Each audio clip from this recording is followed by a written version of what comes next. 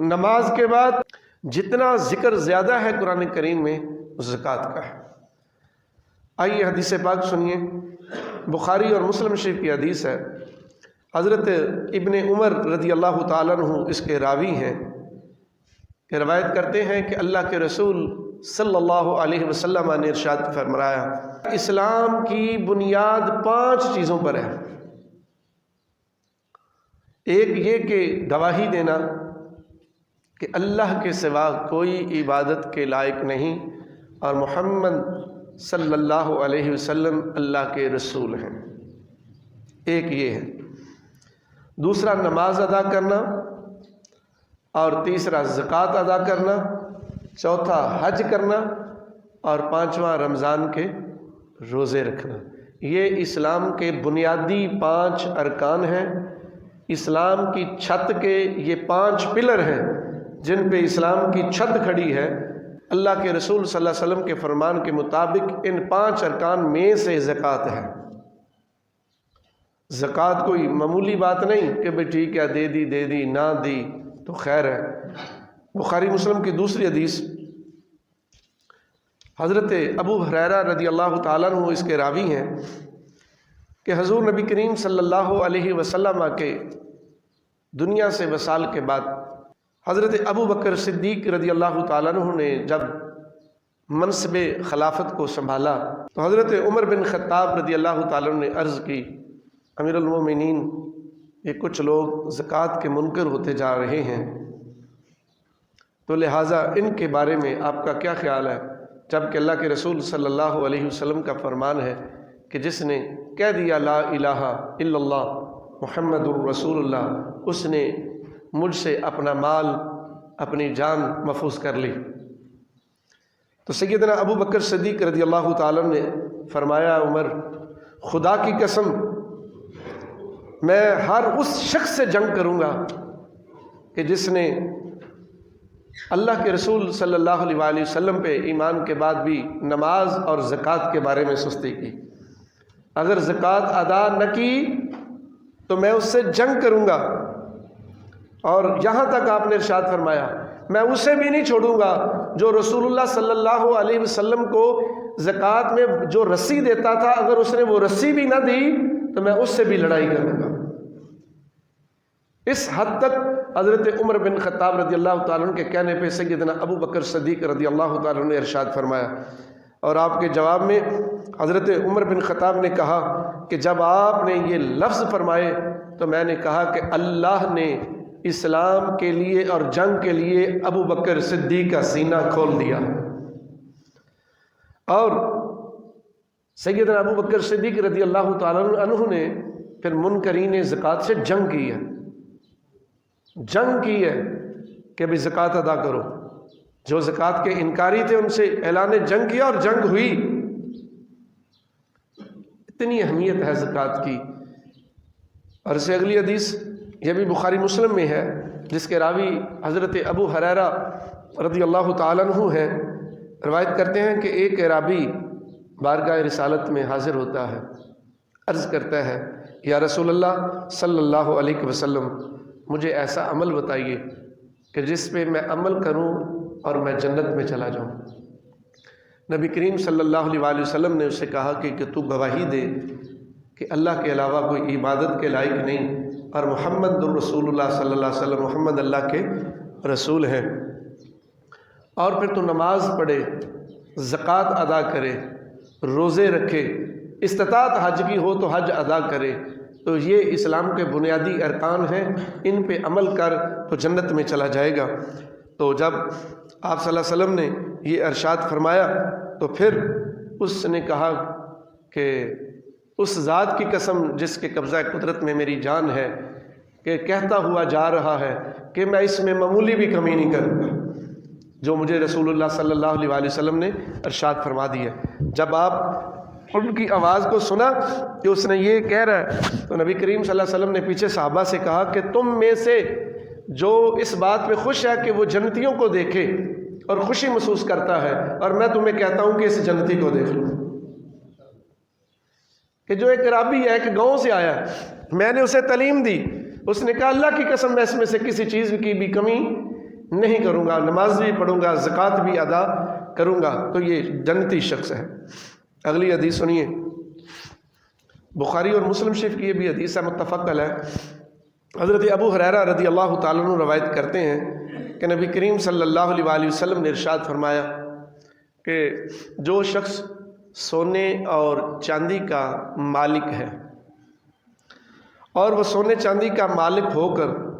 جو اس کا حق ادا نہیں کرتا، اس کے پاس سونا بھی ہے چاندی بھی ہے اور وہ سونے چاندی کا حق ادا نہیں کرتا۔ سونے چاندی کا حق ادا کیا ہے؟ کہ اس سونے کا حق یہ ہے کہ اس میں سے جو غرباء کا حق ہے، سائلین کا حق ہے، فقراء کا حق ہے، جو زکوٰۃ اس پہ واجب ہوتی ہے وہ ادا کرے۔ لہٰذا وہ حق ادا نہیں کرتا تو کل قیامت کے دن اس کے سونے اور چاندی کی پلیٹیں بنائی جائیں گی اور وہ پلیٹیں جہنم کی آگ میں گرم کی جائیں گی۔ پھر ان پلیٹوں کے ساتھ اس کے پہلو کو، اس کی پیٹھ کو اور اس کی پیشانی کو دھاگا جائے گا، اور پھر جب وہ ٹھنڈی ہو جائیں گی انہیں پھر گرم کیا جائے گا، اور اس کے ساتھ یہ سلسلہ چلتا رہے گا، اور حتیٰ کہ وہ دن 5000 سال کا لمبا دن ہوگا۔ پھر اس کا فیصلہ ہوگا کہ اس نے جنت میں جانا ہے یا جہنم میں جانا ہے۔ یہ اس کی کیفیت ہوگی۔ صحابہ نے عرض کی، یا رسول اللہ یہ تو سونے اور چاندی کے بارے میں فرمان ہو گیا، ہمارے اونٹوں کے بارے میں کیا حکم ہے؟ آپ نے ارشاد فرمایا کہ جس کے پاس اونٹ ہو اور وہ اونٹوں کا حق ادا نہیں کرتا تو اس شخص کو قیامت کے دن ایک ہموار جگہ پہ کھلے میدان میں لٹا دیا جائے گا،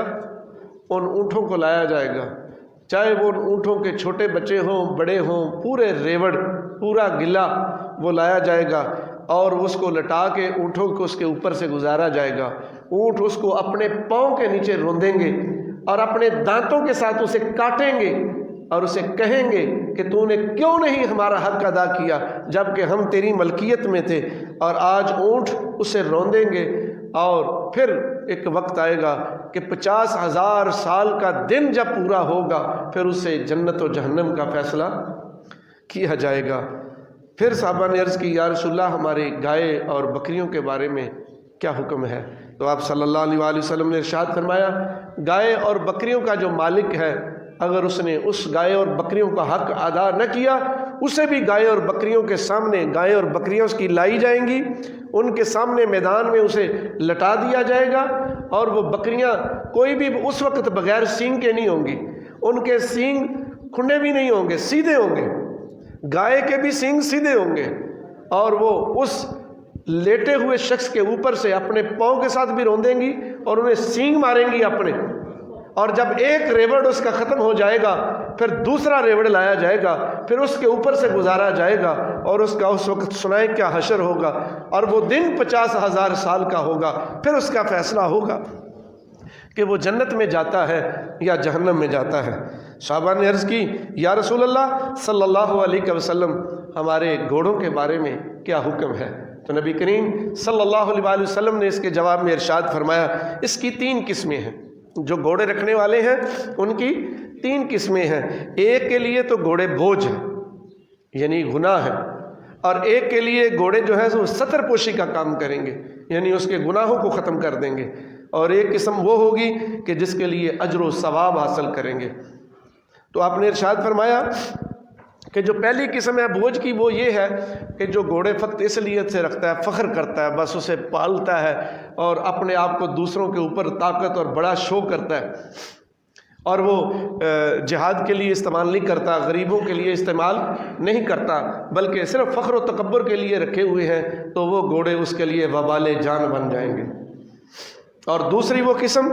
کہ جس نے گھوڑے رکھے اور ان گھوڑوں کو جہاد میں بھیجتا ہے، جہاد کرنے والوں کو دیتا ہے یا خود ان پہ سوار ہو کے جہاد کرتا ہے، تو کل وہ گھوڑے اس کے گناہوں کے لیے سطر بن جائیں گے، اور ان کے گناہوں کے درمیان اور ان کے درمیان ایک دیوار بن جائیں گے، اور اس کے گناہ اللہ رب العزت چھپا دے گا۔ اور وہ شخص کہ جس نے گھوڑے تو نہیں رکھے لیکن اس کے زمینوں سے، ان کی فصلوں سے گھوڑے گزرتے ہیں، یا مجاہدین کے گھوڑے، وہ ان کو روکتا نہیں کہ جتنا مرضی کھاؤ پتے کھاؤ، میری فصلوں کو کھاؤ، اور وہ ان کی محبت رکھتا ہے، اس کے لیے اس کے گھوڑے جو ہیں گزرنے والے بھی، اور ان کی فصلوں کو مجاہدین کے گھوڑے کھانے والے بھی، یا وہ گھوڑے جہاد کے لیے پالتا ہے، وہ اجر کا سبب بنیں گے۔ اللہ کے رسول نے یہاں تک ارشاد فرمایا کہ ان گھوڑوں کو لید اور پیشاب کے برابر بھی اللہ ان کو نیکیاں دے گا، اور وہ گھوڑے جتنا چلیں گے دوڑیں گے، ہر قدم کے بدلے اس کو اللہ رب العزت نیکیاں عطا فرمائے گا۔ اور پھر صحابہ نے عرض کر دی یا رسول اللہ جو ہمارے گدھے ہیں ان کے بارے میں بھی ارشاد فرما دیجئے۔ تو آپ صلی اللہ علیہ وآلہ وسلم نے ارشاد فرمایا گدھوں کے بارے میں میرے اوپر کوئی حکم نازل نہیں ہوا سوائے اس کے کہ وہ کامن جو تمام نیکیوں کے لیے حکم جو موجود ہے، فَمَنْ يَعْمَلْ مِثْقَالَ ذَرَّةٍ خَيْرٍ يَرَهُ وَمَنْ يَعْمَلْ مِثْقَالَ ذَرَّةٍ شَرٍّ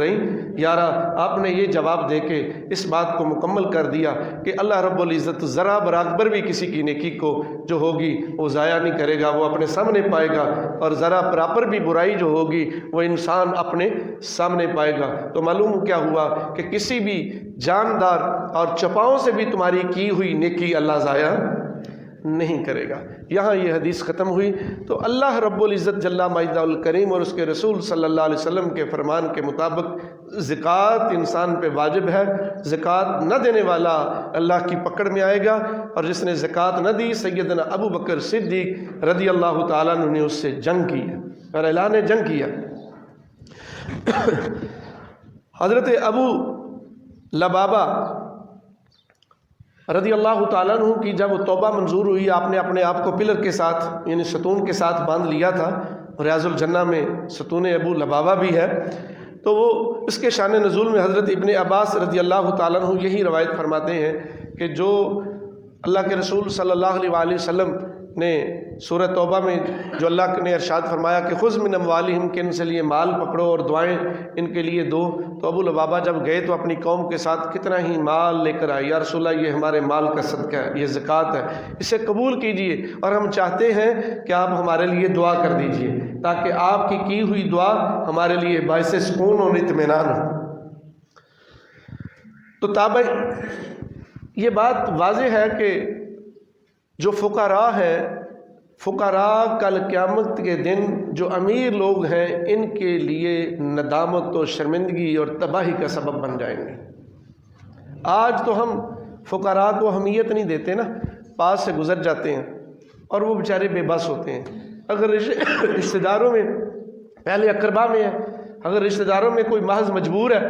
تو وہ ندامت سے سوال کرتا نہیں، اگر کرتا ہے تو بعض عزیز دیتے ہیں بعض نہیں دیتے، لیکن جب کل قیامت کا دن ہوگا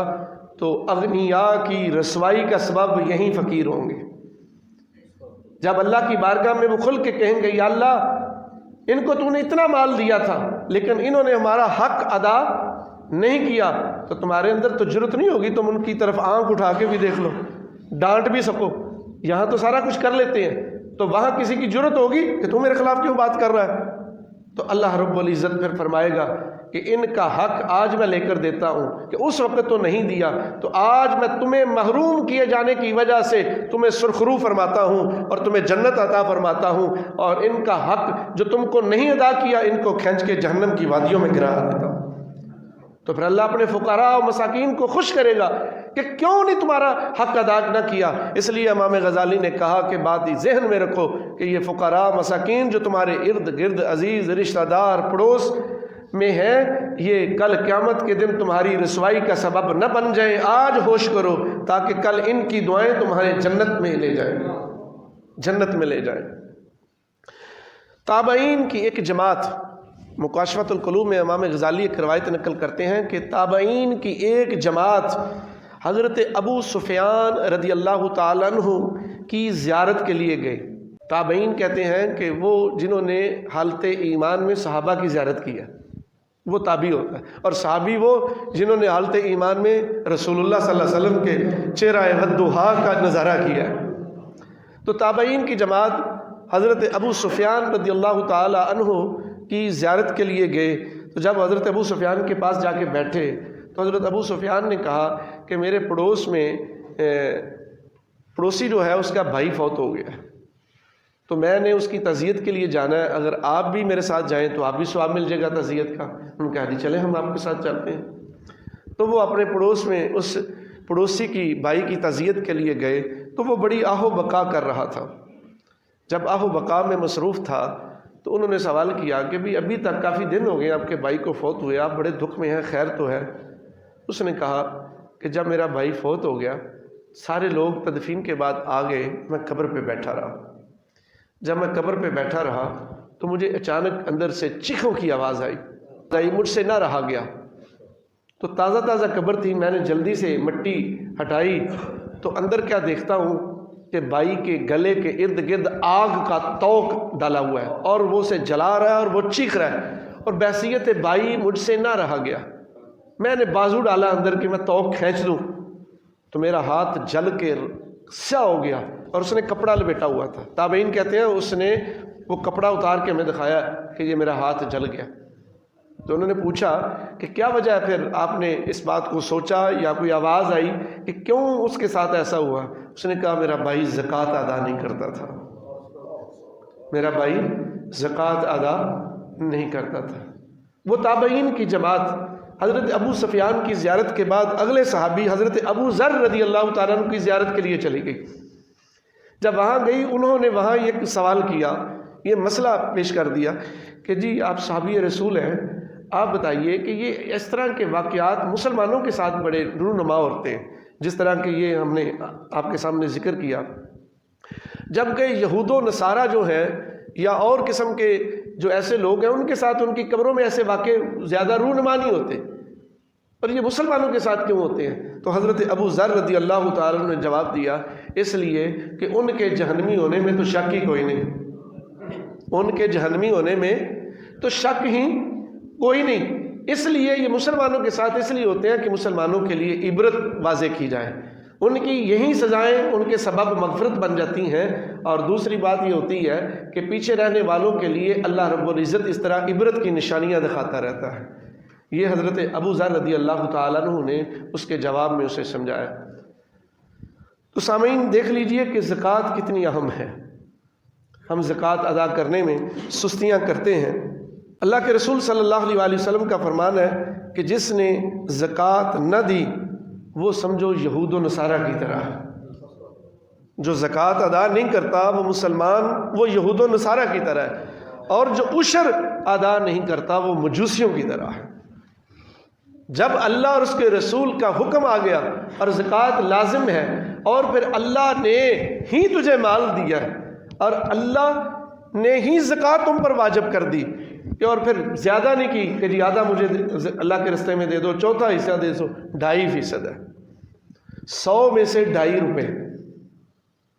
اب جب 100 میں سے 2.5 روپے زکوٰۃ ہے، 2.5، تو بتائیے کہ یہ کتنی زیادہ زکوٰۃ ہے۔ اب جس کے پاس مال زیادہ ہے، اسلام و شریعت کہتی ہے کہ اس کی زکوٰۃ تو زیادہ نکلے گی، اللہ نے مال زیادہ دیا ہے۔ اب جب زکوٰۃ اس کی زیادہ بنتی ہے نا، وہ یہ نہیں دیکھتا کہ میرے پاس مال بھی تو کروڑ اور لاکھوں میں ہے، تو وہ دیکھتا ہے وہ زکوٰۃ اتنی بن گئی، لاکھ بن گئی، 25,000 بن گئی، کروڑ بن گئی، تو اس وقت شیطان اس کو فقر سے ڈراتا ہے، تیرے مال میں اتنے لاکھ کم ہو جائیں گے، اس کے ذہن میں یہ بات آتی ہے، تو پھر وہ زکوٰۃ سے انحراف کرتا ہے۔ اگر وہ یہ سوچے کہ بھی اگر زکوٰۃ اتنی بن رہی ہے تو مال بھی تو اتنا ہے، ایک غریب آدمی جس کے پاس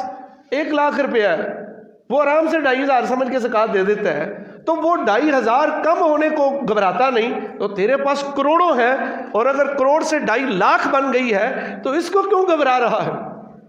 دیکھنا ہے کہ ڈر اللہ کی بارگاہ میں کہ جب اللہ نے قرآن کی سورۃ توبہ میں کہہ دیا کہ اگر زکوٰۃ نہ دی تو یہ مال سونے اور چاندی کی پلیٹوں میں گرم جہنم کی آگ میں کر کے تیری پیشانی پہ داغا جائے گا، تیرے پہلو کو داغا جائے گا، تیری پیٹھ کو داغا جائے گا، تیری چیخیں نکلیں گی، پلیٹ ٹھنڈی ہو جائے گی، پھر جہنم کی آگ میں گرم کر کے تیرے اوپر سٹمپ کی جائے گی۔ کیا یہ برداشت کوئی کر لے گا؟ ہم کئی قسم کے زکوٰۃ نہ دینے کے بہانے بنا کے اور اس سے انحراف کرتے ہیں، اور پھر یہ بات ذہن میں رکھیں، اس میں کوئی شک نہیں۔ چلیں ہر ایک نے میں 1-2 مسائل عرض کرتا چلوں، ٹائم رکھ لیا کہ رمضان مبارک میں بہت بڑی برکت ہے، رمضان میں صدقہ دینا زیادہ اجر ہے، چلو رمضان میں زکوٰۃ دیں تو زیادہ اجر اور ثواب ہے، 70 گنا زیادہ ثواب ہو جاتا ہے، کوئی حرج نہیں۔ زکوٰۃ۔ لیکن بات یہ ہے کہ اسلام یہ کہتا ہے کہ جب سال پورا ہو جائے، آپ کے پاس مال آیا ہے، تو وہ 7.5 تولے سونا یا 52 تولے چاندی یا اس کی قیمت کے برابر آپ کے پاس، آپ کے قرض مائنس کر کے اور جو لینا کسی سے اس کو اس کے اندر جمع و پلس کر کے آپ کا اگر بیلنس اتنا ہے تو آپ پر زکوٰۃ اس مال پہ سال گزرنے کے بعد لازم ہو جاتی ہے۔ پھر یہ بات ذہن میں رکھیں، بعض لوگ یہ سوال کرتے ہیں کہ سال کے کسی بھی حصے میں اگر ہم زکوٰۃ دے دیں، حساب بے شک سال کے کسی بھی وقت میں کر لیں، تو کسی کو ضرورت ہے تو آپ سمجھتے ہیں میں اس کو دے دوں۔ اگر آپ صدقہ خیرات نہیں دے سکتے، آپ کہتے ہیں میں یہ پیسے دے دوں اور جب میں حساب کروں گا اس کو زکوٰۃ سے حساب میں مائنس کر لوں گا تو اس میں کوئی حرج نہیں، تاکہ اس کی ضرورت اس وقت پوری ہو گئی۔ آپ انتظار کرتے رہے میں رمضان میں دوں گا، ایک غریب بھوکا مر رہا ہے، تم اس وقت دے دو، اللہ تجھے رمضان کا ہی ثواب عطا فرما دے گا، کیونکہ ضرورت اس کی اس وقت ہے۔ تو آپ اس کو اس وقت دے دو، آپ اس کو اپنے زکوٰۃ کے حساب سے منہا کر لینا، تو اللہ رب العزت تمہیں اجر عظیم عطا فرمائے گا۔ تو لہٰذا زکوٰۃ نہ دینے کی قطعاً کوئی گنجائش نہیں ہے۔ زکوٰۃ کا منکر تو اسلام میں نہیں رہتا، بلکہ حضرت ابو بکر صدیق نے اس سے تو جنگ کی ہے۔ تو لہٰذا زکوٰۃ کسی بھی وقت اپنے سال میں پورے مال کا حساب لگا کے اس میں سے 2.5% زکوٰۃ ادا کیا کریں۔ اس کے علاوہ اگر کسی کے مسائل ہوں، بعض دفعہ سوال بڑے بنتے ہیں، جی وہ پلاٹ ہے، جی وہ مکان ہے، جی وہ کس طرح ہے، اس کے لیے بڑی واضح چیزیں ہیں کہ آپ کی ضروریات زندگی کی جو چیز ہے، آپ کے پاس گاڑی ہے، آپ کے پاس مکان ہے، چاہے وہ کروڑوں کا ہے، چاہے وہ ارب کا ہے، اس پہ زکوٰۃ نہیں ہے، گاڑی پر زکوٰۃ نہیں، وہ ضروریات چیز پہ زکوٰۃ نہیں ہے۔ جو آپ کا بزنس سرکولیشن میں ہے، چاہے وہ پلاٹ ہے، چاہے وہ مکان ہے جو آپ کرائے پہ دے رہے ہیں، وہ ذریعہ آمدن ہے تو اس کے کرائے پائے گا، اور اگر مکان خرید کر بیچتے رہتے ہیں تو اس کی ٹوٹل اماؤنٹ پر زکوٰۃ لازم ہوتی ہے۔ آپ زکوٰۃ کے بارے میں سستی ادا نہ کریں، ورنہ اللہ کی بارگاہ میں قرآن کی آیتیں ہیں کہ زکوٰۃ نہ دینے والوں کے ساتھ بڑی سختی برتی جائے گی، اور ان کا اس حق کی وجہ سے اس وقت وہ پریشان ہوگا، کاش میں زکوٰۃ کیا پورا مال دیا ہوتا دنیا کا، آج مجھے اس طرح کی مصیبت کا سامنا نہ کرنا پڑتا۔